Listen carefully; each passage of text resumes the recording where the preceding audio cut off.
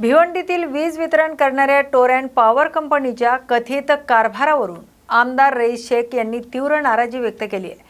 शहरातील वीज पुरवठा ग्राहकांना दिली जाणारी वागणूक आणि कंपनीच्या कार्यपद्धतीबाबत प्रश्न उपस्थित करत त्यांनी या प्रकरणाची सखोल चौकशी करण्याची मागणी केली आहे।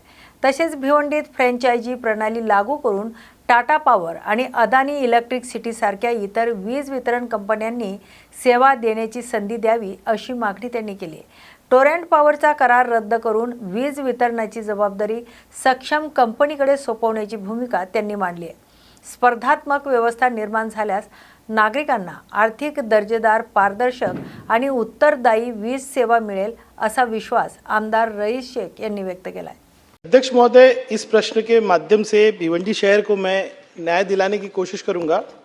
अध्यक्ष महोदय, 26 जनवरी 2007 को टोरंट पावर कंपनी को फ्रेंचाइज दिया गया भिवंडी के अंदर। उस वक्त तर्क ये था कि भिवंडी शहर में जो डिस्ट्रीब्यूशन लॉस है वो 40% से 60% है और आपने भिवंडी को सिलेक्ट किया सबसे पहले प्राइवेटाइजेशन के लिए।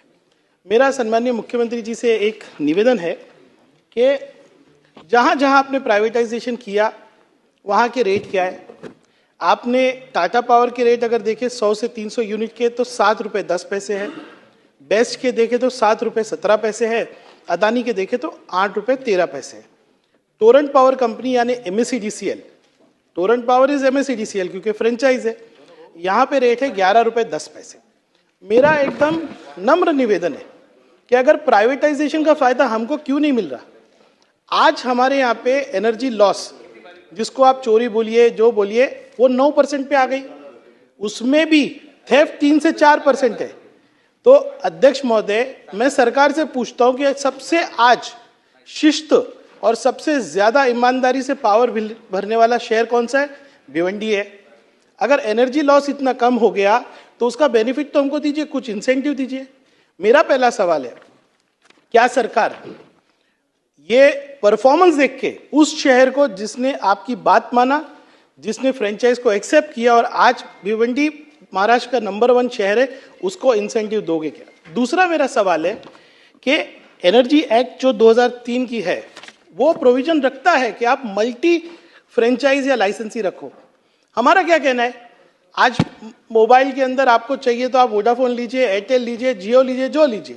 क्या भिवंडी शहर को, क्योंकि अभी टोरंट पावर का जो है एग्रीमेंट खत्म होगा, 20 साल सर हमने ईमानदारी दिखाई है, आज मैं हाथ जोड़ के न्याय मांगने आया हूं। क्या आप एक से ज्यादा, हमारे यहाँ पे लोग कह रहे हैं कि आप एक से ज्यादा फ्रेंचाइज होना चाहिए और आप सर लिबरलाइज्ड है, हमारे मुख्यमंत्री जो है लिबरल थॉट के, तो हमारे यहाँ पे मल्टी जो है आप फ्रेंचाइज या लाइसेंस लाएंगे क्या? अध्यक्ष महोदय, उसके बाद जो है आज जो परिस्थिति पावर लूम की बहुत खराब है। सरकार हमको इंडस्ट्री का स्टेटस देती नहीं है। मैं बहुत आपको मुबारकबाद दूंगा कि फिशरी को आपने इंडस्ट्री का स्टेटस दिया, लेकिन भिवंडी के अंदर आज ये हालत है कि जो जिसका गोडाउन है या जिसका पावर लूम है उसकी कीमत है 10 लाख, उसमें पावर बिल का बकाया कितना है? 7 लाख 8 लाख। आपने इसी सभागृह में मेरी बात का मान रखते हुए DF एमनेस्टी स्कीम लाई थी। यानी जब मैंने आपको बताया कि मुमरा के अंदर जो आपने करार किया वो मूल रकम प्लस 10%, आपने वो करार को एक्सेप्ट किया, भिवंडी को DF एमनेस्टी स्कीम दी, जहां पे PD मीटर्स को आपने जो है कहा कि आप 110% भरो, आपको जो है आपका बकाया माफ होगा। 800-900 करोड़ का बकाया है। अध्यक्ष महोदय, 1 साल वो स्कीम थी, कोविड था, बहुत सारे आर्थिक स्थिति बराबर नहीं थी, फिर भी लोगों ने 8 करोड़ रुपए भरे। मैं सिर्फ आपसे मांग करता हूं वही DF एमनेस्टी स्कीम को आप 1 साल के लिए और एक्सटेंड करके इंट्रोड्यूस कीजिए। ठीक है। दूसरा अध्यक्ष महोदय, एक लास्ट क्वेश्चन है, लास्ट क्वेश्चन अध्यक्ष महोदय, मुझे मालूम है सम्माननीय मुख्यमंत्री जी, हमारी मंत्री बहन ये सपोर्ट करना चाहते पावर लूम को। CM साहब, बहुत ही रास्त बात कर रहा हूं मैं, लाइव मीटर में आप मुझे मालूम है कहेंगे कि मैं नहीं कर सकता, लेकिन सिर्फ पावर लूम और एंसिलरी यूनिट्स है, आज बहुत बुरी हालत है। मेरे यहाँ पे जो मेरे दोस्त है, मैं 2019 में चुन के गया अध्यक्ष महोदय, लोग पावर लूम चलाते थे, आज नौकरी कर रहे हैं। मैं सिर्फ कह रहा हूं कि लाइव मीटर में आप जो है 1 टाइम सेटलमेंट स्कीम लाइए, लोग पैसे भरने को तैयार है ताकि ये झंझट से बाहर निकले। और अध्यक्ष महोदय, मैं आपसे कहता हूं कि ये जो स्कीम आएगी लोग भर के पैसे देंगे। आज हमारी क्या हालत है, हम लोग MSCGCL का बकाया है ना, तो हम लोग पावर लूम से इंडस्ट्री नहीं कर सकते, पावर लूम से रेसिडेंस नहीं कर सकते, रेसिडेंस से पावर लूम नहीं कर सकते। सर एक जाल में फंस गया पूरा भिवंडी। अध्यक्ष महोदय, ये मेरे बहुत ही रास्त प्रश्न है और आपसे हाथ जोड़ के कहता हूँ, अभी रिन्यूअल होने वाला है, लाइसेंस दीजिए, मल्टी एजेंसी दीजिए, टाटा पावर को या अदानी है, जिसको लाना है दो को लाइए। ठीक है। अध्यक्ष महोदय, माननीय रईसभाईंनी जो विषय या ठिकाणी मांडलाय, पहिल्यांदा तर तुमच्याकडे वेगळे रेट्स आहेत आणि बाकी ठिकाणी वेगळे रेट्स आहेत असं नाही आहे. तुम्ही मुंबईच्या रेटशी कम्पेअर करताय, पण भिवंडीच्या बाजूला कल्याण डोंबिवली आहे, ठाणे आहे. ठाण्याचे जे रेट आहेत तेच भिवंडीचे आहेत, कल्याण डोंबिवलीचे आहेत तेच भिवंडीचे आहेत. याचे जे दर आहेत हे दर MERC ठरवून देते. MERCच्या दरापेक्षा 1 रुपयाही जास्त त्या ठिकाणी फ्रँचायझी घेऊ शकत नाही. आता पुढच्या काळामध्ये फ्रँचायझी ज्यावेळेस संपेल त्यावेळेस नेमकं काय करायचं आहे त्यावेळेच्या मेरिटवर आपण विचार करू. फ्रँचायझीमध्ये मल्टिपल मॉडेल अजून आलेलं नाही आहे, म्हणून तिथे मल्टिपल देता येईल का मला थोडी शंका वाटते, पण मेरिटवर त्यावेळी त्याचा विचार करू. दुसरा विषय जो आपण सांगितला तो चांगला आहे. जरूर जे पिढी आहेत त्यांच्याकरता 110% स्कीम जी आपण मागणी केली आहे, मागे आपण आणली होती, त्या संदर्भात MERCकडे आपण एक प्रपोजल देऊन आणि MERCच्या मान्यतेने ते देखील करण्याचा प्रयत्न करू. आणि तिसराही जो आपण OTSचा मुद्दा या ठिकाणी मांडलेला आहे, निश्चितपणे मी तुम्हाला सांगतो की सकारात्मक त्याच्यावर आम्ही विचार करू.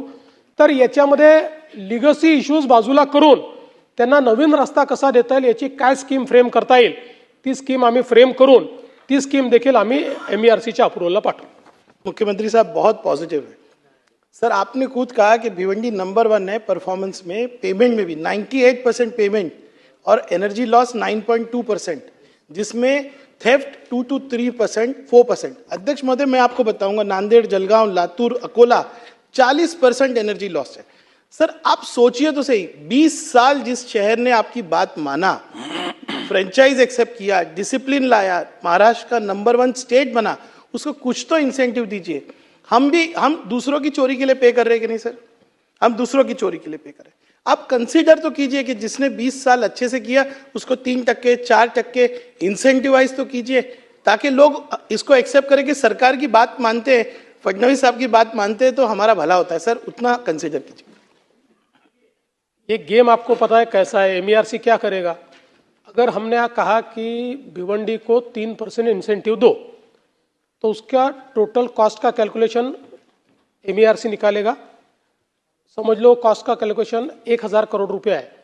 MERC बोलेगा ये 1000 करोड़ रुपये या तो सरकार अपने जेब से दे या ये 1000 करोड़ रुपया बाकी कंज्यूमर के ऊपर लगा दे. तो ये तो नया अन्याय क्रिएट होगा. त्यामुळे पहिल्यांदा तर मी हे सांगू इच्छितो की आज अनेक राज्य ज्यावेळेस खाजगीकरणाचा विचार करतायत त्यावेळेस महाराष्ट्र राज्याने हा निर्णय केलाय की आम्हाला खाजगीकरण करायचं नाही. आम्ही त्या व्यतिरिक्तचे मॉडेल आणू की ज्याच्यामध्ये मालकी ही जनतेची राहील, ती सरकारची राहील आणि आपल्याला एफिशियन्सी आणता येईल. त्या दृष्टीने हा प्रयत्न आपला आहे. आणि म्हणून मला असं वाटतं की आपली मागणी जरी तार्किक असली तरी ती कायदेशीर आणि MERCच्या निर्णयाप्रमाणे मान्य करता येत नाही.